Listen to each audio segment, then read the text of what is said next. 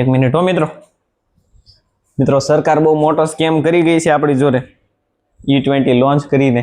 જય હિન્દ જય દ્વારકાધીશ મિત્રો, આજના વિડીયોમાં આપણે વાત કરવાની છે E20 ઉપર, તમારી ગાડીઓ ઉપર જે ખરાબ થઈ રહી છે બહુ જલ્દી ફ્યુલની ટાંકી અને બીજા બધા ગાસ્કેટ કીટ ને રિંગ્સ ને પેલો વાલ બાલ બધું ખરાબ થઈ રહ્યું છે। કારણ શું છે ખબર છે? E20 પેટ્રોલમાં મિલાવટ હમણાં સરકાર દ્વારા। તો પ્રથમ જાણીએ કે શું છે E20 શું છે।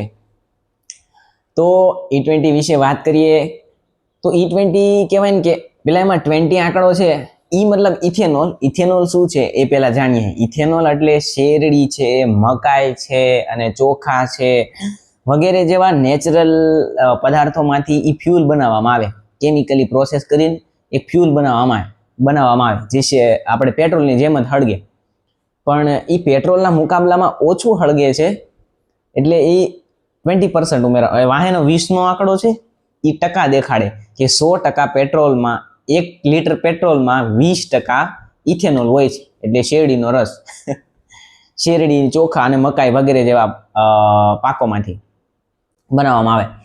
તો સૌપ્રથમ E10 લોન્ચ કર્યું હતું, પછી E20% લોન્ચ કર્યું। હકીકતમાં E20 છે ને 2030માં લોન્ચ કરવાનું હતું, પણ 2025માં લોન્ચ કરી નાખ્યું આપણી સરકારે।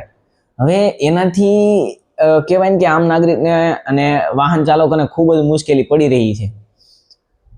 એનાથી કહેવાય ને કે તકલીફ શું થાય છે કે ગાડી માઇલેજ ખૂબ ઓછું આપી રહ્યું છે। પહેલાના મુકાબલે કેટલા જણાની કમ્પ્લેન્ટ આવી રહી છે કે ગાડીનું માઇલેજ ઘટી ગયું છે। પણ તમે પેટ્રોલ પંપે પેટ્રોલ પૂરા જાઓ તો ચેતવણી સાઈડમાં બોર્ડમાં લખી હશે, જોયું હશે, સરકારના નિયમ પ્રમાણે અમારે 20% ઇથેનોલ એડ કરવું જ પડે છે ગાડીઓમાં। હવે થાય છે એવું કે 2023 પહેલાની ગાડીઓમાં E20 સપોર્ટ કરતું નથી, એમાં ચોખ્ખું ના પાડ્યું છે કે આ ગાડીમાં માત્ર ને માત્ર પેટ્રોલ જ યુઝ કરવું, પ્યોર પેટ્રોલ જ, મિલાવટ વાળું નહીં। ખરેખર કહેવાય ને કે 2021-22 પહેલાના બધા ગાડીઓના મોડેલ E20 સપોર્ટ કરતા જ નથી।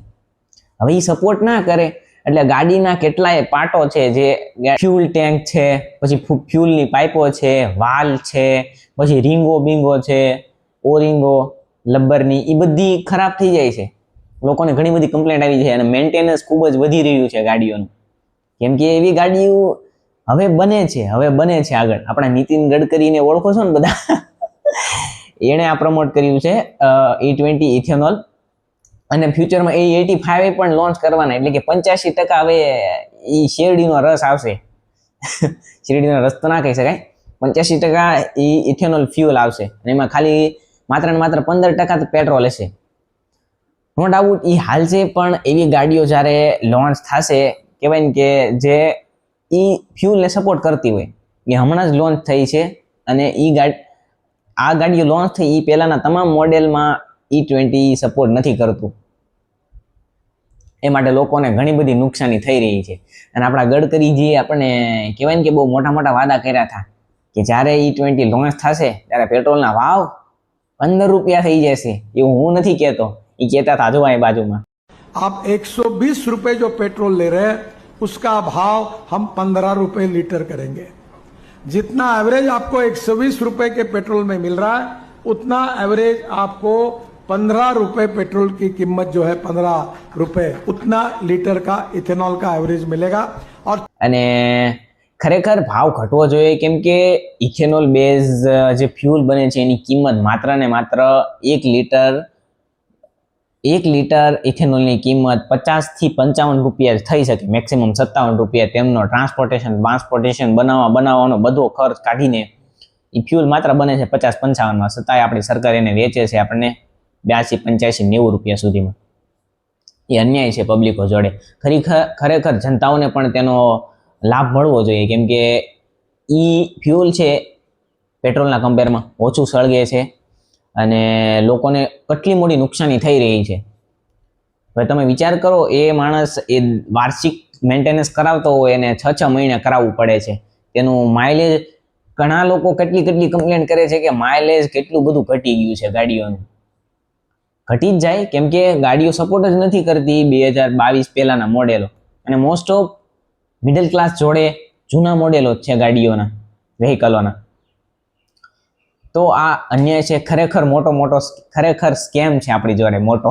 અને હવે વાત કરીએ તેના સોલ્યુશનની, તો તમારે ફ્લેક્સી ફ્યુલની કીટ આવે બજારમાં, એ નખાવી પડશે તમારી જૂની ગાડીઓમાં. કેમ કે જૂની ગાડીઓમાં જે કીટ આવતી એ સપોર્ટ કરતી માત્ર પ્યોર પેટ્રોલને. હવે તમારે નવી કીટ નખાવી પડશે, 5-6 હજારમાં મળશે, એટલે એ ખર્ચો કરવો પડશે. અને બીજું સોલ્યુશન છે કે તમારે મેન્ટેનન્સ વધારવું પડશે. એ તો ખરેખર સોલ્યુશન નથી. બીજું સોલ્યુશન છે કે તમારે ગાડી ખરીદવી પડશે જે E20 ને સપોર્ટ કરે અને E85 ને સપોર્ટ કરે છે, અને એ ગાડી પ્રમોટ કરે છે આપણા નીતિન ગડકરી. વિચાર કરો, આપણે લોકો બહુ મોટા સ્કેમમાં આવી ગયા છે તમામ લોકો. ખરેખર આ લોન્ચ થવાનું હતું 5 વર્ષ બાદ, 2030માં, પણ સરકારે 5 વર્ષ વહેલા લોન્ચ કરી દીધું. 5 વર્ષ સુધી પબ્લિકને ભોગ દેવાનો, 5 વર્ષ સુધી પબ્લિક તડપવાની એની માટે.